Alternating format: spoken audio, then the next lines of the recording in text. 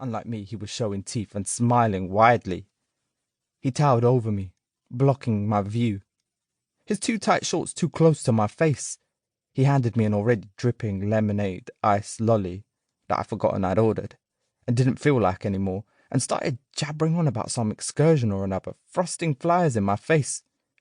I reached across to the table and picked up a couple of coins and held them to my face, squinting, trying to figure out how little of a tip I could get away with.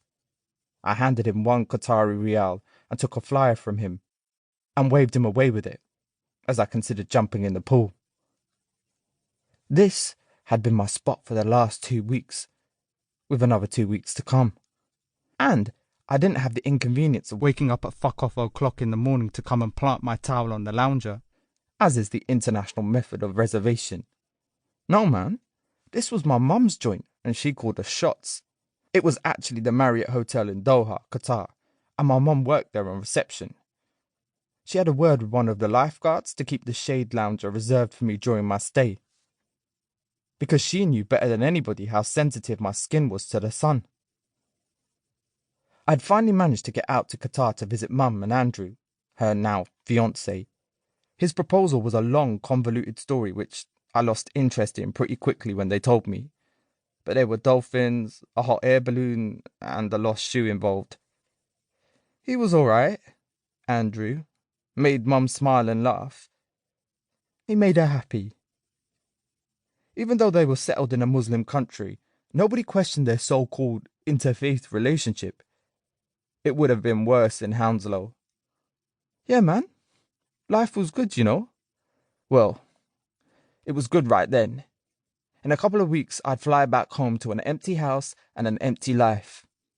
I'd sit on my trusty armchair and face up to the fact that I was quickly running out of money, currently unemployed, and had jack shit to fill my days with. It crossed my mind that I should go crawling back to my old IT help desk role at the London Borough of Hounslow. I mean, I never officially left.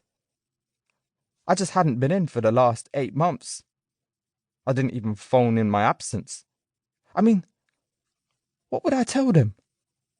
How would I explain the death in the family? That my old man was tracked down and shot down as part of a large-scale government operation that I was central to? Could you imagine that conversation? So instead, I ignored the emails and phone calls from my team leader. Then I ignored the emails, phone calls, and letters from HR. I just couldn't be asked to go back. Figured that I had too much to sort out. Turns out I didn't have jack shit to do. Abdul bin Jabbar was dead, and MI5 had no use for me. I should have been glad. It's what I wanted. What I thought I wanted. My life came to a standstill, and the world continued to spin without my interference. It gave me time to reflect. 8 months of sitting in my armchair watching Piers, Lorraine and Holly and those crazy loose women as I tried to work out what matters and what fucking doesn't. I was done with doing the right thing in the wrong way, and I was done thinking about those that didn't deserve my fucking attention. But you know, sometimes your mind betrays you. The fuck, man? Stop with this self-pitying bullshit. I had Christmas in the sun with Mum to look forward to. I realised that my nails were digging into my palms. I flexed my fingers and shook my head clear of that shit. Those demons could take a back fucking seat. I lifted my head and peered over the rim of my shades across the pool to see if I could re-establish eye contact with my soon-to-be holiday romance. I watched her carefully, still perfectly poised, one leg stretched, the other bent at the knee, looking like an Instagram post. She was no longer looking in my direction. She was chatting merrily away to a copper.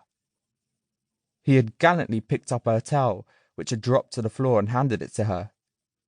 She smiled and flirted her way through a show of gratitude. I had been about to make a move on her, tomorrow or the day after, but I had no chance with him knocking about. I laughed to myself in disbelief. If I'd had a pen and a pad, I'd have been taking notes. I took him in. He wasn't in police uniform. In fact, he wasn't wearing a stitch, apart from a pair of barely there lime...